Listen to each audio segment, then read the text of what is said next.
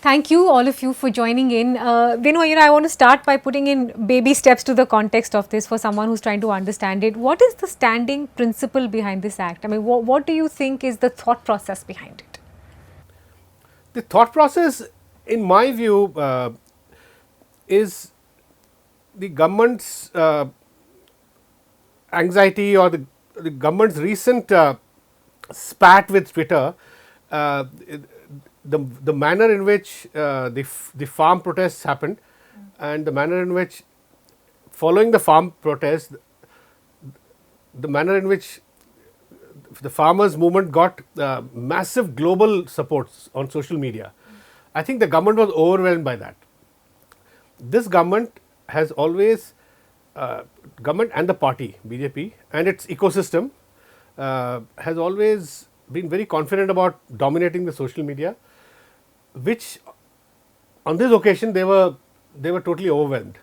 And now that was in my view that might have been the trigger, because I remember Ravi Shankar Prasad, IT minister, saying in Parliament at that time also that we are going to virtually saying that we'll make Twitter, listen to us. We'll change the law if needed.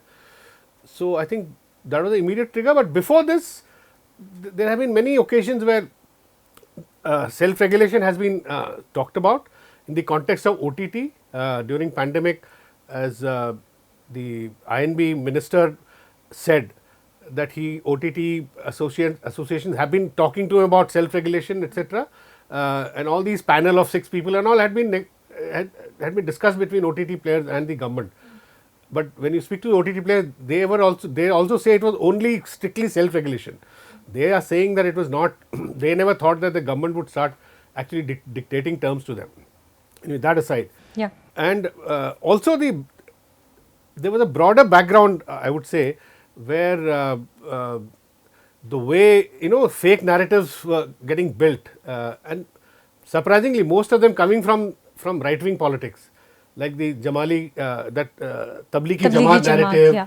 Sushant Singh Rajput narrative, where Bombay High Court, very strong indictment of media, the television media, Trial by press, so to speak. trial by press. Bombay High Court saying that if next time it happens, they would invoke penal provision against. So I think these are the things that have been happening in the backdrop. But mainly, I think they were troubled by Twitter. Yeah. Dhanya, as Venu was pointing out, there's different verticals to this. There's what happens to OTT, there is what happens to social intermediaries like Twitter. But for the purpose of this conversation, we're really kind of digging deep on digital news media. And a lot of counter arguments were made saying, why doesn't digital news media come under the press council directives or the press council mandate? Be that as it may, there is also a question mark on why this law pertains only to digital news media. Does it not? I mean, why does this not extend to any other form of media? Well, Mithali, I think the question should be why do these rules pertain to the digital media?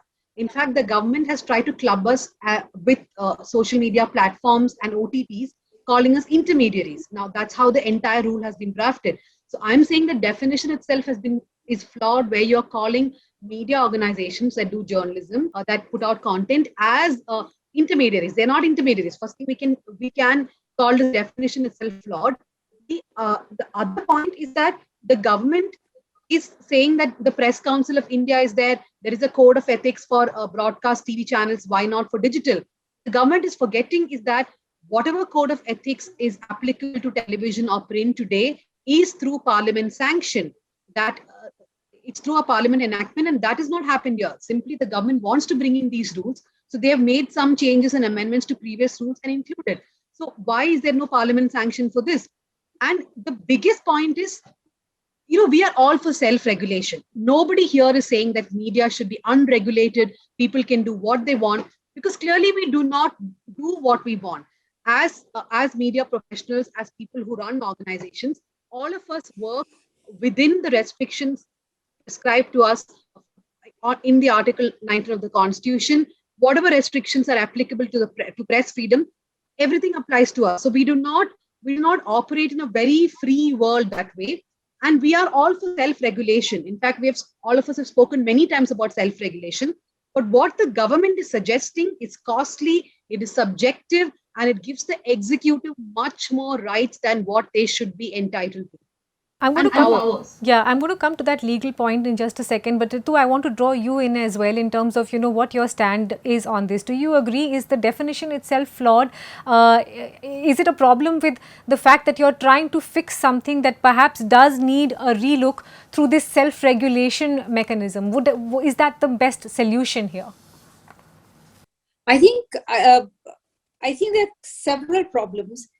One is that, like Dhanya pointed out, it is the IT Act of 2000 does not have news as a category, digital news as a category, and to have taken that into its purview, to have jurisdiction over that without a parliamentary discussion is highly problematic, because it sort of goes against the principle of the Constitution and Article 19 and freedom of speech. That's one. The other thing on yes, self-regulation is the way to go. There is already a lot of self-regulation in digital media in place. There is, we are any private citizen can currently take legal recourse on anything they find objectionable on a digital platform. We know of the number of defamation cases that are being fought by digital only sites. So it's not like there is no regulation or that there is no self-regulation. I think one of the problems that I think we need to look at is the fact that even the self-regulatory bodies that they are suggesting as tier 2 of the redressal mechanism, even that regulatory body has the composition of the regulatory body has to be approved by the MIB. So, you've already defined saying that there must be an eminent person, a senior judge of the High Court or the Supreme Court, or somebody who works in the human rights space. Having defined that, to say that we will then say whether that self-regulatory body is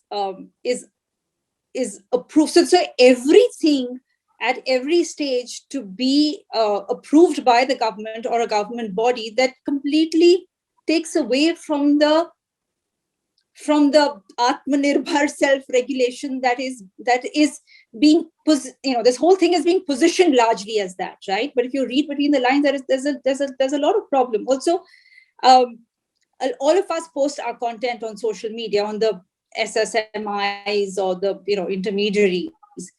Now, anyone can go in and without checking with the publisher, the social media platform can just block us or can be taking the content down without there being any kind of a process of hearing or questioning or investigation. It's all and a lot of the language is very open to multiple interpretations. A lot of the language has been kept vague.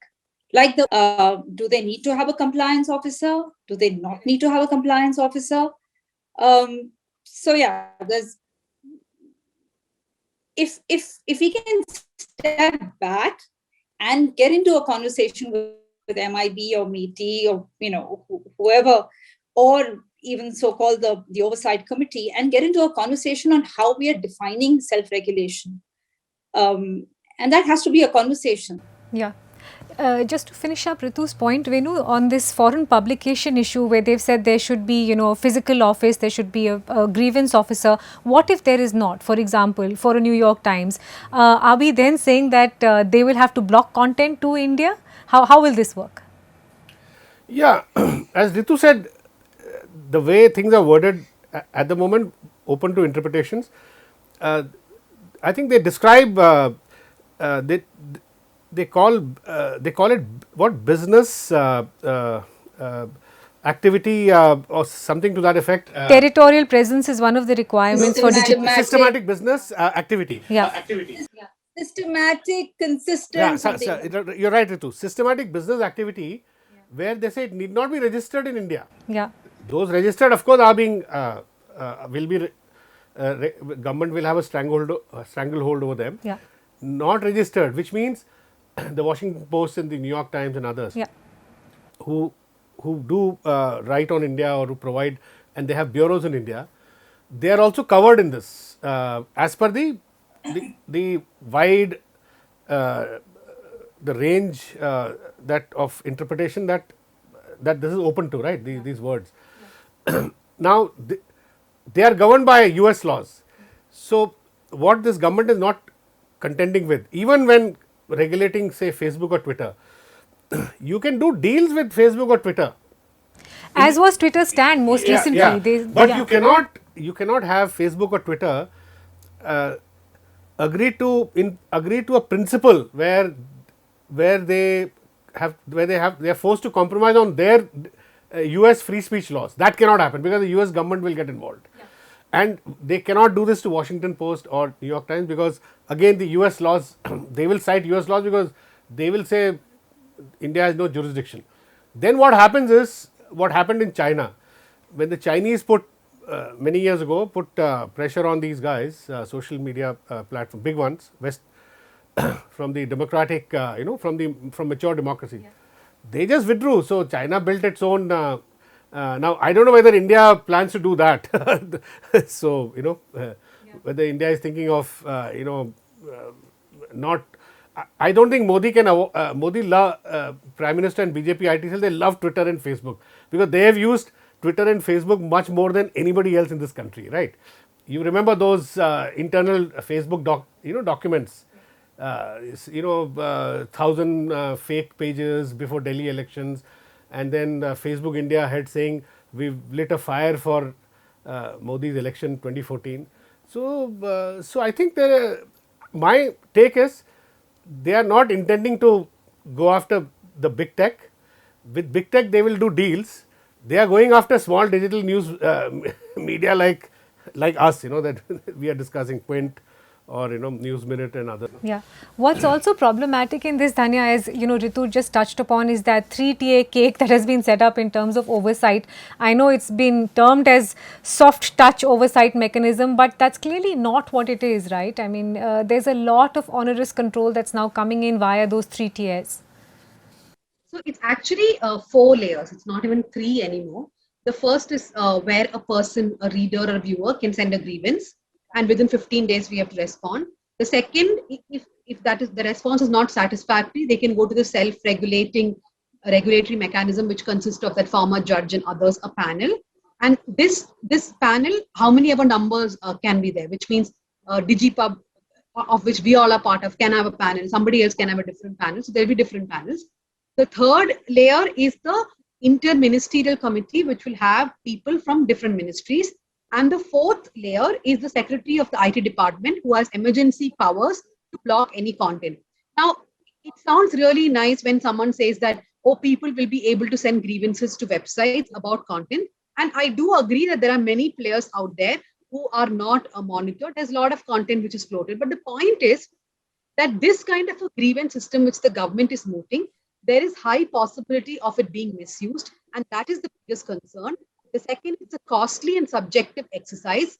Subjective being, at the end of the day, we are at the mercy of a bureaucrat who will eventually be the adjudicator who decides whether the content is to be allowed or not allowed.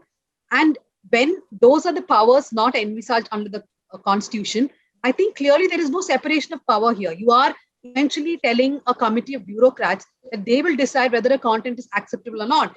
And imagine the kind of harassment that news organizations can be put through. Like The Wire does a story tomorrow, which the BJP does not like, or the Aam Aadmi Party or Congress does not like. They can simply activate their IT cells into sending us like thousands of grievances, right? And would we just be sitting and replying to these grievances? I mean, what does the government expect? Ritu, what's also problematic, perhaps, the most problematic thing over here is this emergency blocking powers. The intermediary rules say that they provide emergency powers to the Ministry of INB where, and, quote unquote, no delay is acceptable. They can issue directions for blocking of online content to persons. Now, the thing also is, how do you do this when you have a digital platform and you have a physical newspaper? What does the Hindu do if there is a story, for example, that is unacceptable on digital, but it's gone out in print? Yeah, and likewise for television channels which have entities as well, right? It's the same stories that will be playing on the television channel, and that will be running on And so where do you draw, where does the grievance get addressed? Another problem is that I might have got a grievance from a reader or from any entity, and I might have, in my capacity of my grievance or compliance officer, may have addressed it. But it is up to the self-regulatory body first, and then to the interministerial, and then to the joint secretary of the MIB to say whether they feel whether the grievance has been addressed or not. So it's highly subjective. Now, and all of this is coming in a time of, say, the Tandav matter, right? Now, Tandav guys are saying, we will take down a certain dialogue, or we will, edit the scene. We've also apologized, but that is not being seen. Currently, it's in the courts and not with this regulatory mechanism, but that is being seen as, no, this is not good enough. Who decides whether, if there is a self-regulatory body, why is it that the self-regulatory body, if self-regulation is the intention, and this is a soft oversight, who decides at what point has a grievance been addressed? Who, and this emergency thing under the 69A of the IT, Section 69A of the IT Act, we're in a time of hyper-nationalism. What is, and at a time of so many people being, whose sentiments get offended virtually, every hour, every day, and, trolls in the IT cells, like, who decides when the sovereignty and integrity of India has been questioned? By what? Also, does the family man in that one scene question the sovereignty, integrity of India? So I to the point that Venu is happening, I think social medias and reigning in social media platforms is definitely part of the reason.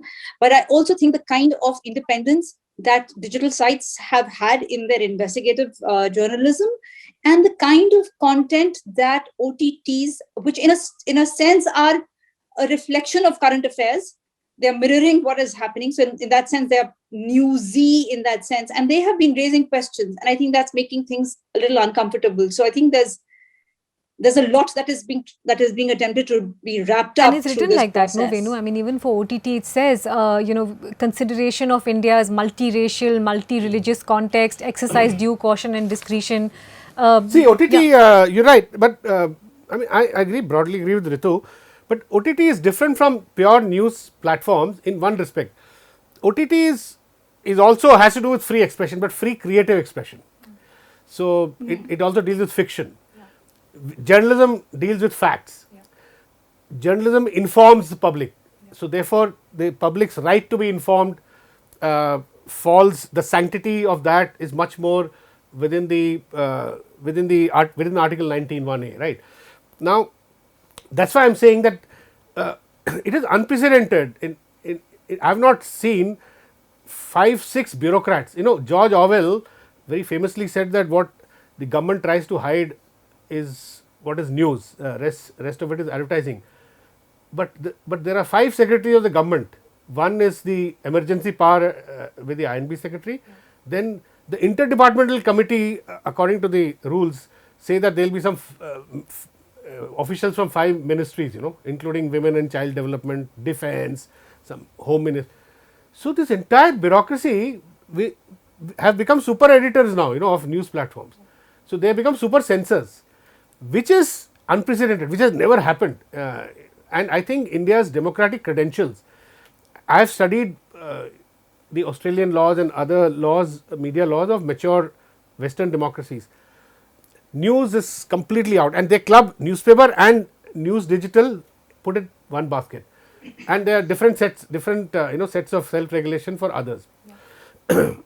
So this is not done anywhere. So our democratic credentials are at stake actually. It also bears mentioning, Venu, that for Section 2, which is the social media intermediaries, there was at least a consultative process held with the Ministry of IT. Yeah. In this case, my understanding is that there was no consultative process held between the Ministry of INB and the emergency power to the INB secretary says he can take down any content without even giving publisher a hearing.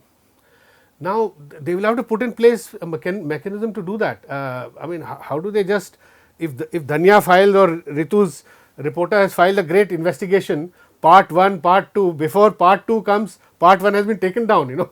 So how do you deal with this, you know? You know, and you know, I want to make another point. Also, Yeah.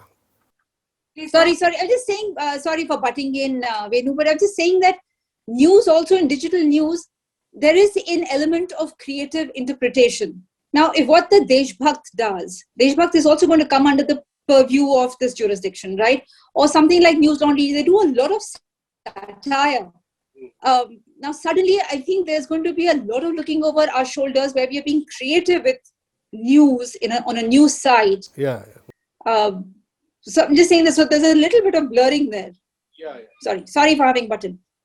No, that's, Dhanya, I just wanted to ask you also, you know, the point that you were making about, look, most digital news outfits are very small, lean, mean machines, you know. This is extremely onerous cost burden, legal burden, all of that that's getting piled on organizations irrespective of their size, is it not? I mean, you could be a 2-member team or a 20-member team. Now everybody gets bunged under this. If I did hear it correctly, you're asking about the burden it puts on publishers. That's right. Yes, Legal and there cost. is tremendous burden on the publishers. As I said, we have to have a grievance redressal officer. And then if somebody is not happy with the way we have addressed that grievance, like what is this grievance? There is absolutely no clarity on what kind of a grievance can someone raise. Is it a factual error which someone can raise a grievance about? There is one part which is very random, I would say, that says anything which threatens a public order, which threatens the security of the country, etc. So when Disha Ravi was arrested, a lot of us reported on why toolkits are normal, that the government is actually exaggerating this toolkit part a lot. Now, would that story be considered against public order then? Can people write grievances saying, I disagree with your story? And the other thing I don't get in this rules is what is the penalty if, let's say, I as a publisher do not address the grievance of someone who's written to me? Is everything going to end up in blocking, or is it blocking that particular page, or will a publisher get blocked? There is no clarity on what the action taken would be. So it's unambiguous in many ways. And like I said, the beginning of it, the interpretation that news publishers are intermediaries, the flaw starts from there itself. As You want to add? yeah, as you said, it's a, you know, news. You take any newspaper, Hindu or say Express, 80% of 85-90% of content that is there in the newspaper, what is described as loosely like folded sheets as per the law, the rules. So the same thing is there in the digital version. So then to keep exempt newspaper from these laws and put the digital into the OTT basket, the other basket, is creating a false category in my view. It's this by itself should get struck down, you know. Let me ask all three of you, you know, this question. Ritu, perhaps I could start with you.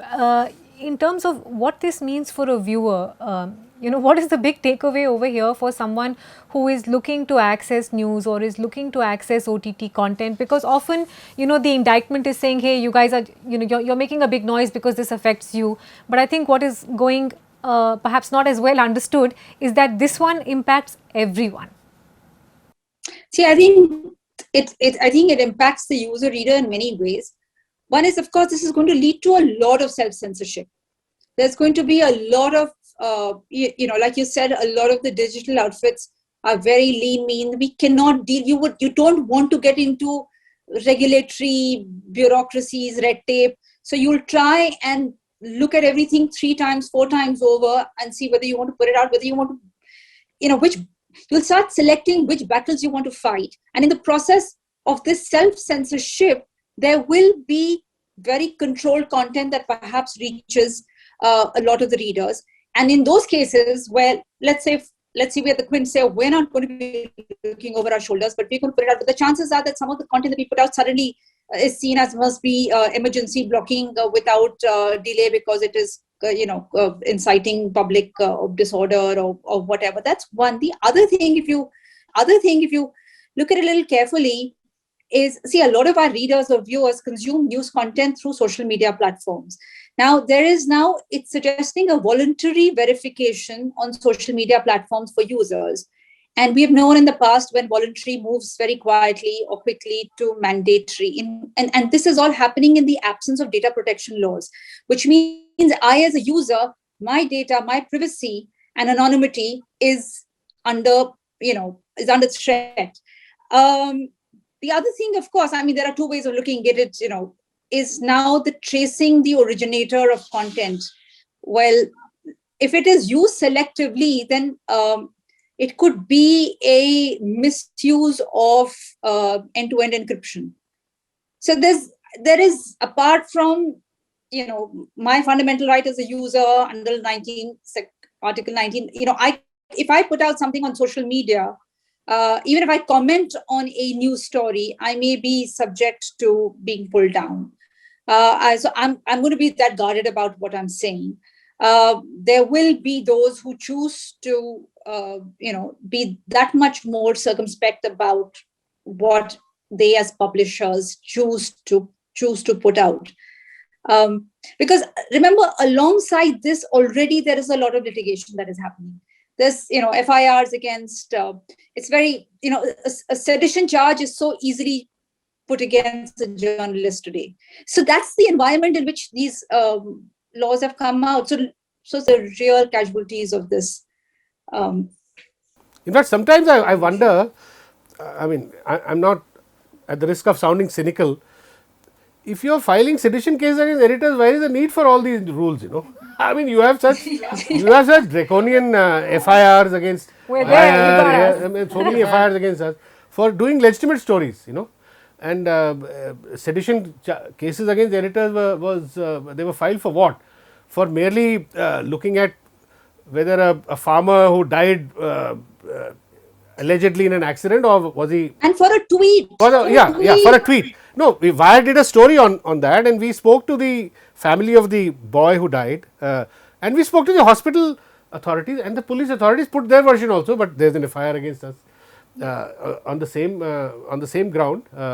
So if this is their attitude, then they might as well just resort to sedition. We'll fight that in the court. Now we are having to fight those cases, sedition, and having to fight new rules also. So Mitali, just to add to what they said, there is already so much intimidation, right? Like there are laws of defamation, sedition, everything is anyway used against the media in legitimate cases and in cases where there is it is just purely for intimidation. And now you're going to add one more layer to it. See, it's not like we are operating without any legal restrictions on us. We are answerable to everyone, and anyone can file a case against us according to the criminal law or defamation or even case of sedition. Then why have one more layer? And since the viewers watching this will be wondering how does it impact them, because it's really going to impact you guys who are the companies. That's not so. I mean, if in any country where the freedom of press is impacted, the first person who suffers is a citizen. Even if OTT platforms, you look at a Netflix or Amazon Prime, the content that you have been watching for the last few months has been so bold, has been so different from what your Hindi and other serials have been churning out day in and day out, and also from your movies. Now, if the government brings in censoring, now they're only saying that we want an age band on movies, like 13 plus, 18 plus. But that's a first step of censoring, right? You as a viewer are going to be the most impacted if censoring comes in everywhere, whether it's in news or in the creative fields. No, you're absolutely right. On some issues, bipartisan consensus should exist. And Dhanya raises an important point, Venu. I mean, some amount of tightening of policy was perhaps inevitable, because this is again a space that grew very fast and not in a very, structured manner. But laws to combat unlawful content already exist. Yeah. They're in place, but they're just not being put in the spirit of the law that they should, or as consistently as they should. Yeah, they're all there. They're in place. In fact, I want to make another point here. If you remember, the UPSC jihad case went to the Supreme Court, right? Where a television channel had done a series on how the IAS was being infiltrated by Muslims, minorities. It was a ridiculous, absurd story, which the Supreme Court judges also said, how can this, I mean, they were shocked, how can this pass? So, and then the Supreme Court asked the government to file an affidavit saying, how can you control all this? So I remember the government in its affidavit said, it is not just television channels, we have to curb, or we have to address digital platforms, because it is digital platforms which make things go viral. The word used by, it's in the affidavit. So basically, when you say platforms that make things go viral, you're talking about Facebook, the big platform. We don't make things go viral. Quint doesn't make things go viral, or or Newsminute doesn't. We just put out facts. It goes on it's true that these are big distribution platforms for us. So they make things go viral. So that was what they wanted to address, right? So now they're using that to then put a noose around the news producers. I mean the news generators, which is the news platforms. So it's very clear. It's very clear. It's not even, I would say it's not even disguised. They are very clearly, government wants to attack news. Of course, the other things they are doing, they are negotiating with the bigger platforms and all that. That's an ongoing process. That was happening before also. And to the point of what Dhanya was saying, tracing the original the originator of a fake narrative, I would want WhatsApp to tell us at least for once end-to-end encryption. If they tell us who originated Tablighi Jamaat narrative, who originated Sushant Singh Rajput narrative, I think it will be a revelation where it came from. It came from the highest quarter. Dhanya, I just wanted to come to you on how you see this getting resolved. Where do you see this headed? I don't know. I'm sure most people will go to court, like OTT platforms, social media platforms, even news, because clearly the government has made up its mind. In fact, we had written to the government 2 months ago saying that we would like to be part of a conversation. That never happened. In the press conference, Prakash Javadekar, when asked, did he consult any digital media portals, he said, who are they? Who should we consult? Very surprising for a minister sitting in Delhi to be not aware of digital media sites working out of Delhi, but he is part of government rules to actually put restrictions on them. So if he doesn't know which digital media platform works in the country, then why have rules for them? So we have no great hope that the government will engage in talks, but we really hope so. We can continue to hope so. Otherwise, this will have to be challenged in court, more so by the OTT platforms, I feel, and of course by social media platforms too. At the end of the day, I think others too will challenge this, Vitali, because end-to-end encryption, there is a challenge to it now. It also affects privacy. It has privacy concerns. So I think this will go to court. That's the only way this will be resolved. But what the court decides is not up to us to say now. Venu, you agree? Because as we mentioned right at the start, there is a legal question around this. Does the executive have the power for this? Yeah, it is this definitely completely changes the existing constitutional framework that governs free speech, and I would say that executive does not have the power to do this. They have bypassed Parliament completely. I would even further say that even if Parliament passes such a law, the Supreme Court is the final arbiter to determine whether it is constitutional or not. If you remember Rajiv Gandhi's time, a bill was prepared, draft bill, censorship bill was done. At that time, of course, journalists were much more united. We demonstrated on Boat Club, some 300-400 of us. Everybody was there. We protested against the bill. So the Supreme Court is the final arbiter. So we hope the courts will look at the constitutionality of this whole thing, and whether executive, how much is it intruding into the the domain of how much of violation of Article 19(1), even Article 14. It's for the courts to interpret now. Thank you, Venu. Thank you, Ritu. Thank you, Dhanya. I think the most important takeaway is, do remember, this affects everyone. It's not just about one digital news company versus another OTT platform. This one affects everyone. So it's time to do a deep think about it. Thank you for watching. To receive instant updates on all videos from The Wire, click the subscribe button and hit the bell icon. Pay to support independent journalism. Click the link in the description and choose the amount you want to pay.